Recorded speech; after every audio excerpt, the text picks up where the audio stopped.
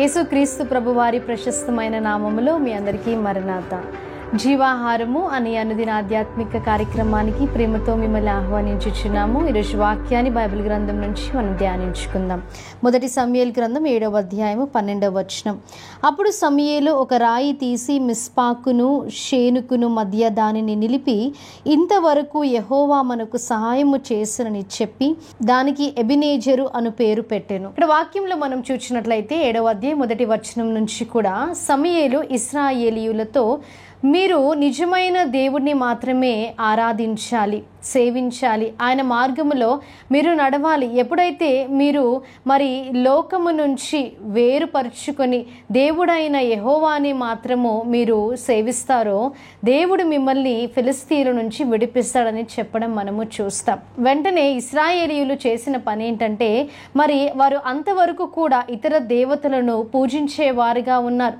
నిజమైన దేవుణ్ణి పూజించకుండా అన్య దేవతలని వారు పూజిస్తున్నారు. కాబట్టి సమూయేలు ఎప్పుడైతే అలా చెప్పి ఉన్నారో వారు వెంటనే విడిచిపెట్టారు.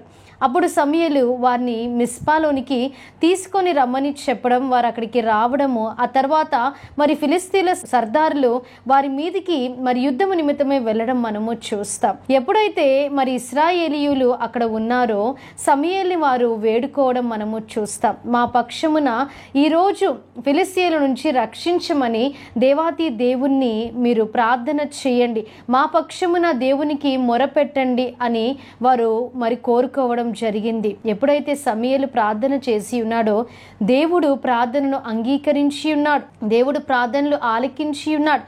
అయ్యో వారు అన్య దేవతలకి పూజించారు కదా అని అనుకోలేదు.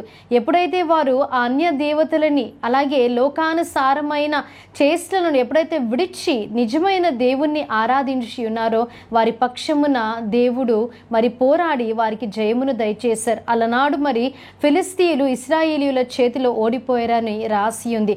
అందుకే ఇక్కడ మనము చూచినట్లయితే సమూయేలు దేవుడు మాకు సహాయము చేసి ఉన్నాడు, ఫిలిస్తీయుల నుంచి ఇశ్రాయేలీయులను విడిపించి ఉన్నారని ఆ స్థలముకు ఎబెనేజరు అని పేరు పెట్టడం మనము చూస్తాం. దేవుడు సహాయము చేసే దేవుడు.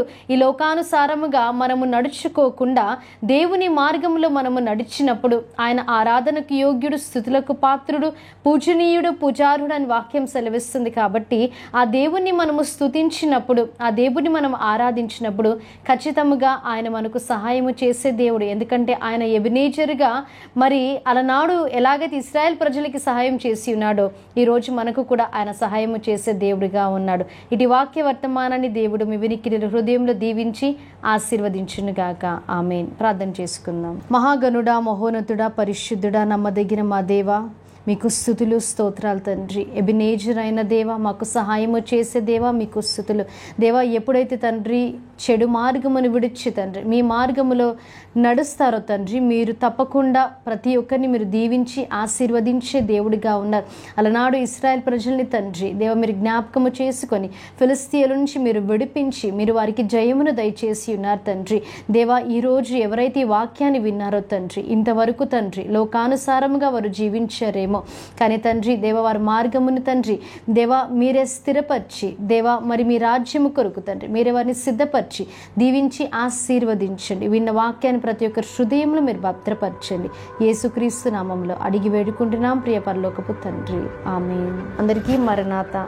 దేవుడు మనందరినీ దీవించి ఆశీర్వదించునుగాక. ఆమేన్.